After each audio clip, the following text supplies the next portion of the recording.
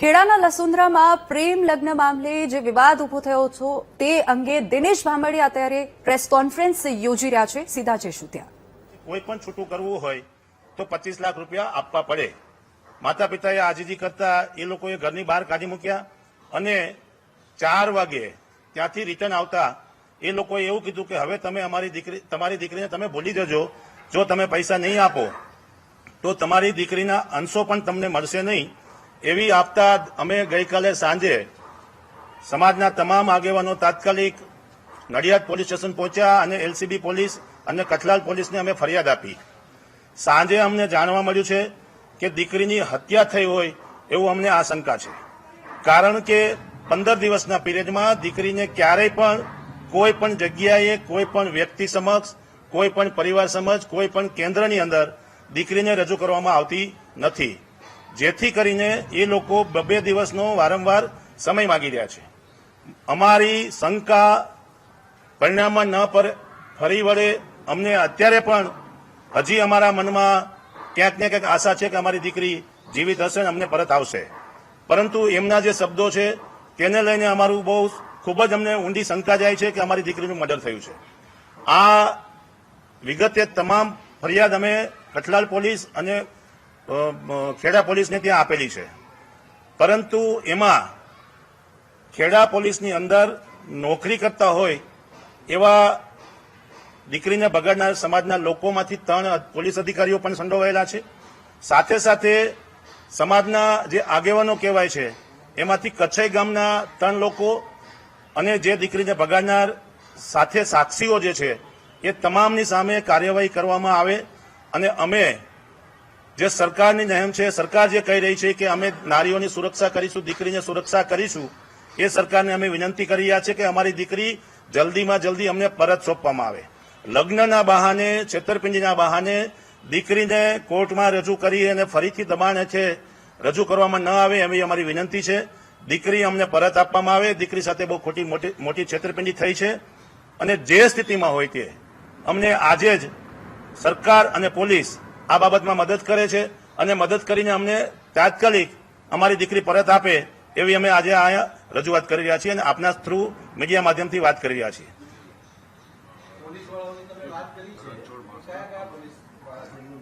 ના, એમના નામ અમારી પાસે નથી આવ્યા, પણ 3 પોલીસ એમાં છે એવું રણછોડ રબારીનું કહેવાનું હતું કે અમે પોલીસની મદદથી જ અહીંયા લાવ્યા છીએ।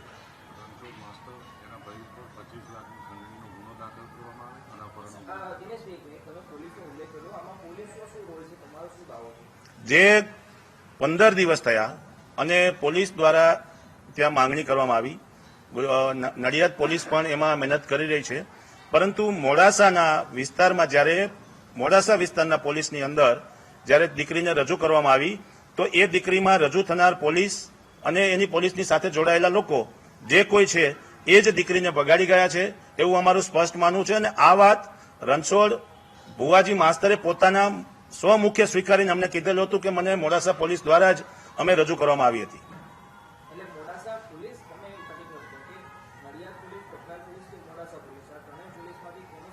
ના, મોડાસા પોલીસના લોકો ઉપર અમને શંકા છે અને મોડાસા પોલીસના જ્યાં રજૂ કરવામાં આવી હતી એમાં પોલીસના જે અધિકારીઓ સંડોવાયેલા છે એની સામે કાર્યવાહી કરવાની, લૂંટ અને ખંડણીની ફરિયાદ દાખલ કરવાની, રણછોડ રબારી સાથેના એના ભાઈ જે રામજીભાઈ છે એ તમામ લોકો ઉપર ખંડણી અને લૂંટની ફરિયાદ દાખલ કરવામાં આવે, કારણ કે દીકરીની પાસે 17 તોલા સોનું અને 2,80,000 રૂપિયાની રોકડ રકમ પણ દીકરી પાસે હતી, એ પણ હજુ ક્યાં છે અને શું સ્થિતિમાં છે એની પણ માહિતી અમારી પાસે નથી। પિયુષ એટલે રણછોડભાઈ રબારીની દીકરાનું સગપણ પિયુષની બહેન સાથે કચ્છઈ ગામ ખાતે કરવામાં આવ્યું છે। કચ્છઈ ગામ છે અને એ ગામના રબારી સમાજના આગેવાનોએ પણ આ લોકોને સ્પષ્ટતા કરેલી કે જ્યાં સુધી પિયુષના લગ્ન ન થાય ત્યાં સુધી અમારી દીકરીના લગ્ન તમારા દીકરા વેરે નહીં થઈ શકે, એટલા માટે આ બધું ષડયંત્ર ઊભું થયું છે। અને આ તમામ માહિતી પ્રાથમિક શાળાની અંદર સ્વમુખે અમને રણછોડ રબારીએ જણાવેલી છે।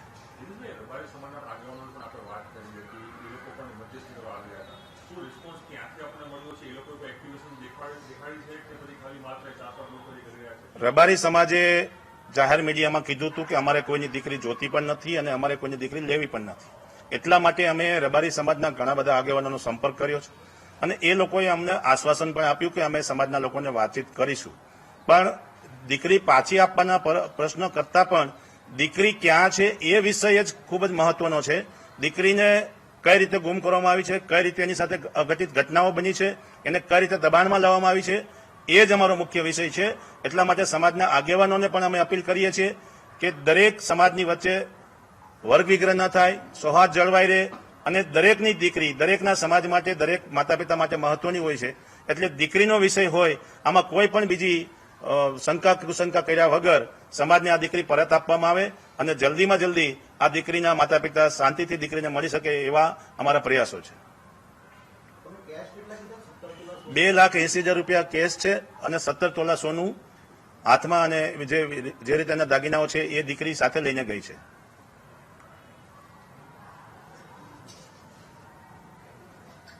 બેનને પછી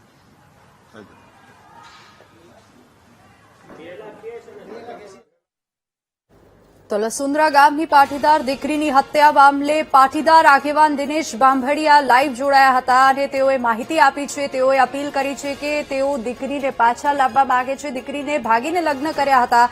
માતાએ સોશિયલ મીડિયામાં વિડીયો મારફતે જાણકારી પણ આપી હતી અને દીકરીને શોધવા માટે પોલીસ સ્ટેશનમાં પણ અરજી કરી છે.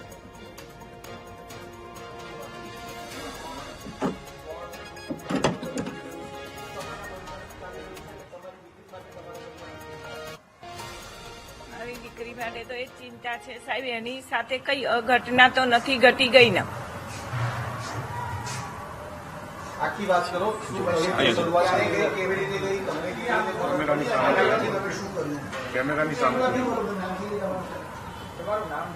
હું રેણુકાબેન, પલકબેનની દીકરી, પલકબેનની મમ્મી બોલું.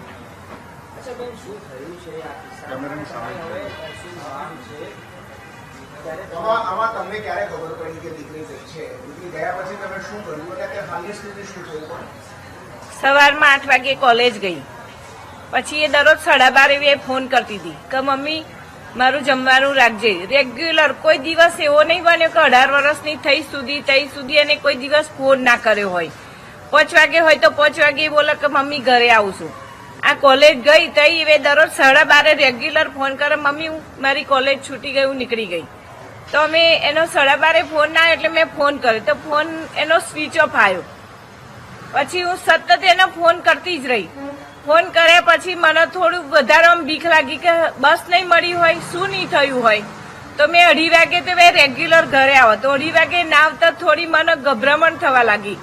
કઈ મારી છોકરીએ પહેરેલું ઓઢેલું હોય, કઈ હોય, અને જો કદાચ એને કોઈ ઉપાડી ગયું હોય તો મારી બહુ આતુરતા વધી ગઈ. પછી મેં છોકરાને ફોન કર્યો તો ભાઈ બેન ઘેર આવી નહીં. તો કે મમ્મી આવશે, દરરોજ આવે છે, આજે નહીં આવે. તો છતાંય મેં તો ફોન કરતા 4:30 વાગ્યા. 4:30 વાગ્યા પછી મારી બહુ જ વેદના વધી ગઈ. પછી અમે એને ખોરવા નીકળ્યા તો અમને કહીએ પણ મળી નહીં. પછી રાત્રે 9 વાગે અમે પોલીસ સ્ટેશન ગયા અને ત્યાં જઈને કહ્યું કે સાહેબ મારી દીકરી મળતી નથી. તો કે એ કેટલા વર્ષની થઈ? મેં કહું 18 વર્ષની થઈ. પણ સાહેબ એવું બધું તો કઈ નહીં, પણ પેલા મારી દીકરી મને શોધીને આપો. વર્ષની તો કોઈ મા બાપને એવું થોડું હોય, છોકરું તો વાલ સોયું જ હોય ને.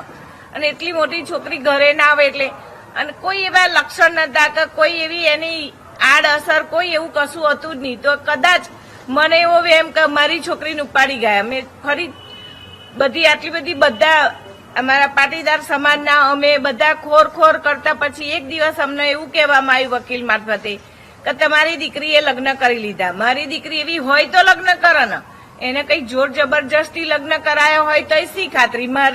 મને કોઈ દિવસ પછી ફોન ના આવી આવ્યો, કોઈ ખબર નહીં આવી ને એમને એમ લગ્ન કરી લીધા.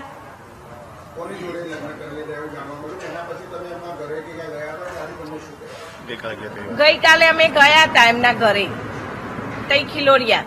તઈ જઈને રણછોડભાઈ તો ના મળ્યા પણ એમના ભાઈ મળ્યા. તો મેં એમ કહ્યું કે ભાઈ તમે મારી છોકરીને આવું કેમ કર્યું?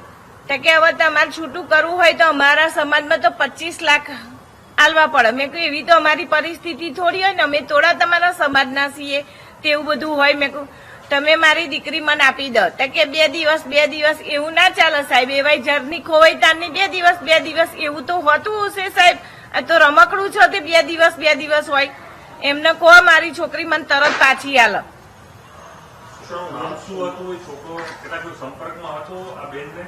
ના મારી છોકરી તો કોલેજ કરે ને એ તો ડમ્ફરનો ડ્રાઈવર છે સાહેબ.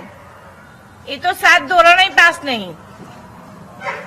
શું ફરિયાદ ગઈકાલે જે આપી છે તમારા પરિવારનો કોઈ ખબર? અમને તો એવી શંકા છે કે આજ સુધી પછી કોઈ દિવસ અમને એવું ખબર નહીં આવી કશું નહીં. એટલે મારી છોકરીને કઈ અસામાજિક તત્વ થયું હોય તો શી ખબર.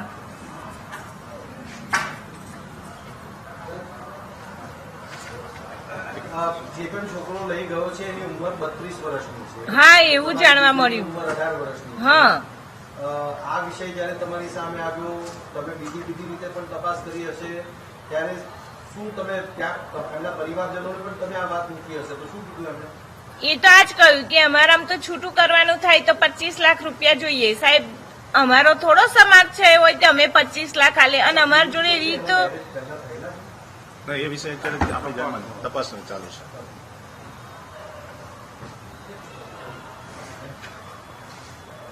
તમારી સરકાર પાસે અને સમાજ પાસે શું અપેક્ષા છે? મારે તો એ જ અપેક્ષા છે સરકાર પાસે અને સમાજ પાસે કે મારી છોકરી મને પાછી જ આપો. હર હાલમાં અત્યારે પણ પાછી જ જોઈએ.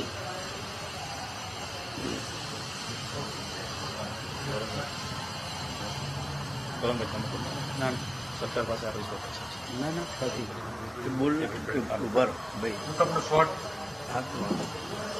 ના વાંધો નહીં, બોલો તારે બોલવું. ના